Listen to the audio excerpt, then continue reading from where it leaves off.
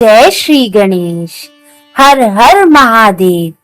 नमस्कार प्रिय भक्तों, आप सभी का आपके अपने प्यारे YouTube चैनल कृपा मार्ग डेली डिवाइन ब्लेसिंग्स में हार्दिक स्वागत है। श्रावण मास भगवान शिव को अत्यंत प्रिय है। इस पावन मास में किया गया जप, तप, दान, व्रत, अभिषेक और भगवान शिव का स्मरण अनेक जन्मों के पापों का नाश करने वाला बताया गया है।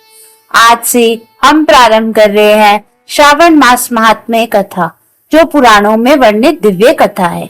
इस कथा को श्रद्धा पूर्वक सुनने मात्र से ही भगवान शिव शंकर की विशेष कृपा प्राप्त होती है और जीवन में सुख, शांति तथा आध्यात्मिक उन्नति का मार्ग प्रशस्त होता है। आप सभी से एक विनम्र निवेदन है, इस वीडियो में दी गई कथा विभिन्न पुराणों एवं सनातन धार्मिक ग्रंथों में वर्णित श्रावण मास महात्म्य के आधार पर सरल भाषा में प्रस्तुत की गई है। इसका उद्देश्य केवल धर्म, भक्ति और आध्यात्मिक ज्ञान का प्रसार है। आइए आरंभ करते हैं श्रावण मास महात्म्य कथा का पहला और दूसरा अध्याय। नैमिषारण्य नामक परम पवित्र वन में एक समय महान तपस्वी शौनक आदि 88,000 ऋषि मुनि एक विशाल यज्ञ कर रहे थे।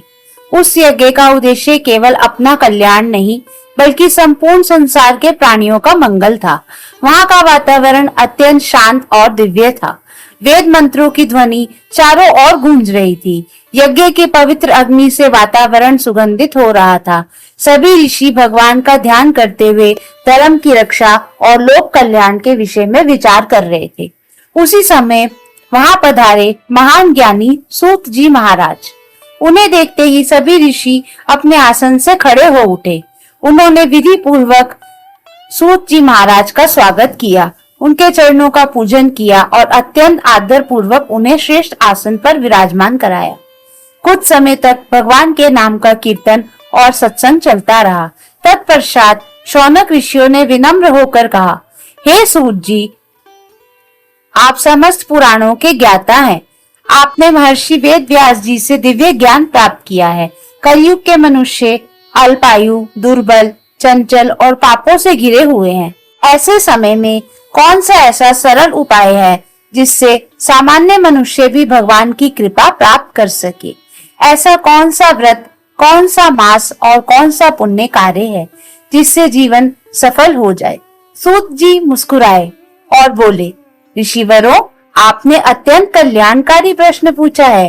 जो प्रश्न केवल स्वयं के लिए ही नहीं बल्कि समस्त संसार के कल्याण के लिए किया जाए, वह प्रश्न श्रेष्ठ होता है। सूत जी आगे कहने लगे, देवताओं में जैसे भगवान विष्णु श्रेष्ठ हैं, नदियों में माँ गंगा श्रेष्ठ हैं, पर्वतों में हिमालय श्रेष्ठ हैं, उसी प्रकार 12 महीनों में श्रावण मास अत्यंत पवित्र और भगवान शिव को सबसे अधिक प्रिय माना गया है।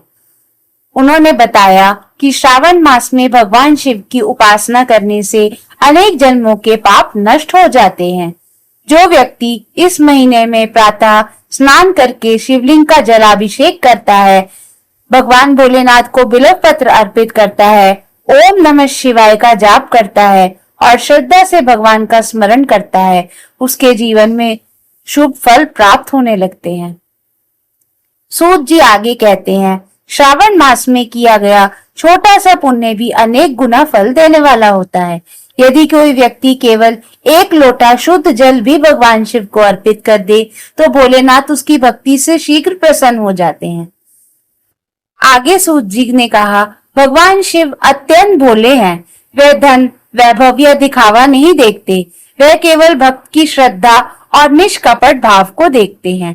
इसलिए निर्धन से निर्धन व्यक्ति भी यदि सच्चे मन से शिव का स्मरण कर ले तो भगवान भोलेनाथ अवश्य उसकी रक्षा करते हैं। सूत जी ने ऋषियों से कहा, अब मैं आपको वह दिव्य कथा सुनाऊंगा जिसे स्वयं भगवान शंकर ने देवताओं के हित के लिए प्रकट किया था। इस कथा को सुनने वाला मनुष्य पापों से मुक्त होकर शिवलोक का अधिकारी बनता है और अंततः मोक्ष को प्राप्त करता है। इतना कहकर सूत जी ने भगवान शिव शंकर का ध्यान किया, माता पार्वती को प्रणाम किया और श्रावण मास की अद्भुत महिमा का विस्तार पूर्वक वर्णन आरंभ किया। सूत जी ने आगे कहा, हे मुनि श्रेष्ठों, श्रावण मास केवल एक महीना नहीं बल्कि भगवान शिव की विशेष कृपा प्राप्त करने का दिव्य अवसर है। इस समय प्रकृति भी मानो शिव आराधना में लीन हो जाती है। वर्षा की शीतल फुहारे, हरियाली से आच्छादित पृथ्वी और मंदिरों में गूंजता ओम नमः शिवाय का मंत्र संपूर्ण वातावरण को पवित्र बना देता है। सूत जी ने समझाया कि भगवान शिव अपने भक्तों के बाहरी वैभव को नहीं बल्कि उनके निष्कपट प्रेम को स्वीकार करते हैं। कोई व्यक्ति स्वर्ण के कलश से अभिषेक करे या मिट्टी के पात्र से एक लोटा जल अर्पित करे, यदि उसके हृदय में सच्ची भक्ति है तो भोलेनाथ समान रूप से प्रसन्न हो जाते हैं। सूत जी ने आगे ऋषियों से कहा, कल्पना कीजिए दो भक्तों की। एक अत्यंत धनी है जो अनेक प्रकार की सामग्रियों से पूजा करता है पर उसका मन अहंकार से भरा है। दूसरा व्यक्ति निर्धन है जिसके पास केवल जल और कुछ बिल्व पत्र हैं पर उसकी आंखों में भक्ति के आंसू है। बताइए भगवान किससे अधिक प्रसन्न होंगे? सभी ऋषियों ने एक ही स्वर में उत्तर दिया, निसंदेह भगवान उस भक्त से प्रसन्न होंगे जिसकी भक्ति निष्कपट है। सूत जी ने कहा, यही भगवान शिव का स्वभाव है। वे भाव के भूखे हैं, पदार्थ के नहीं। उन्होंने आगे बताया कि श्रावण मास में प्रातः काल शिवलिंग का जलाभिषेक, पंचाक्षरी मंत्र, ओम नमः शिवाय का जप, बिल्व पत्र अर्पण, दान, सेवा, संयम और सत्य का पालन, ये सभी साधन मनुष्यों के अंतःकरण को शुद्ध करते हैं।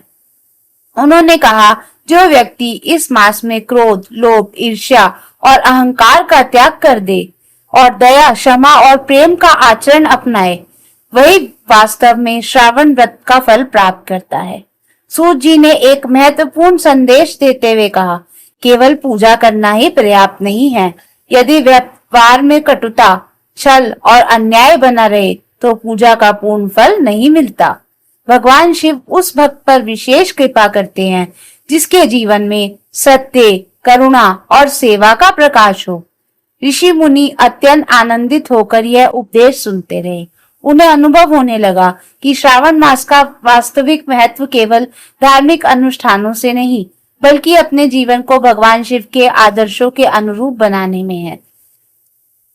सूत जी ने अंत में कहा, हे ऋषिवरों, श्रावण मास की महिमा अनंत है।